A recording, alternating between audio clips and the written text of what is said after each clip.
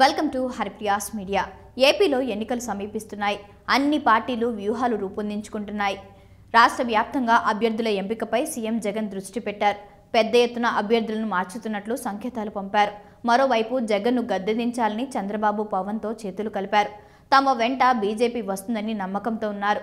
కానీ బీజేపీ నుండి ఆశించిన స్థాయిలో స్పందన లేకుండా పోయింది. అయితే బీజేపీని ఒప్పించే పనిలో పవన్ పడినట్లు తెలుస్తోంది. జనవరి మొదటి వారంలో ఢిల్లీ వెళ్లి పవన్ బీజేపీ అగ్రనేతలతో చర్చలు జరుపుతారని సమాచారం. పొత్తుకు బీజేపీ రాష్ట్ర నాయకులు సుముఖంగా ఉన్నట్లు ప్రచారం జరుగుతుంది. ఇప్పటికే వారు హైకమాండ్ పెద్దలపై ఒత్తిడి పెంచినట్లు సమాచారం. వచ్చే ఎన్నికల్లో కూటమితో ముందుకు వెళితే సీట్లు, ఓట్లు పెంచుకోవచ్చని, జాతీయ రాజకీయాల్లో మార్పుల దృష్ట్యా పొత్తు కీలకమని ఒప్పించినట్లు తెలుస్తోంది. అయితే ఇప్పటికే తెలుగుదేశం పార్టీకి ఒక ప్రతిపాదన వచ్చిందని, కానీ సీట్ల విషయంలో ప్రతిష్టబంధన నెలకొందని ఢిల్లీ వర్గాలు చెబుతున్నాయి. పొత్తుకు బీజేపీ హైకమాండ్ నుంచి సానుకూలత వచ్చిందని, సంక్రాంతిలోగా సీట్ల సర్దుబాటు విషయంపై తేల్చేయాలని బీజేపీ పెద్దలు ఒక కృత నిశ్చయానికి వచ్చినట్లు తెలుస్తుంది. కానీ తెలుగుదేశం పార్టీయే ఈ విషయంలో నాంచుడు ధోరణితో ఉందని తెలుస్తుండడం ఒక విశేషం. ఇప్పటికే పొత్తులో భాగంగా జనసేనకు 27 అసెంబ్లీ స్థానాలు, 2 లోక్సభ సీట్లు ఇచ్చేందుకు టీడీపీ మొగ్గు చూపినట్లు వార్తలు వస్తున్నాయి. దీనిని జనసేన నాయకులు ఖండిస్తున్నారు. 40 నుంచి 50 అసెంబ్లీ సీట్లు జనసేన డిమాండ్ చేసినట్లు చెబుతున్నారు. అయితే తాజాగా బీజేపీ 6 లోక్సభ సీట్లు,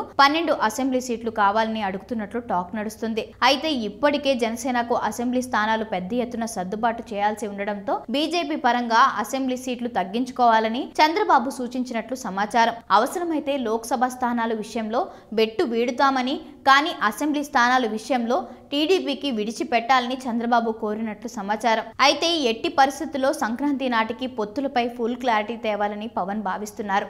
అందుకే జనవరి మొదటి వారంలో ఢిల్లీ వెళ్తున్నారు. అగ్రనేతలతో కీలక చర్చలు జరపనున్నారు.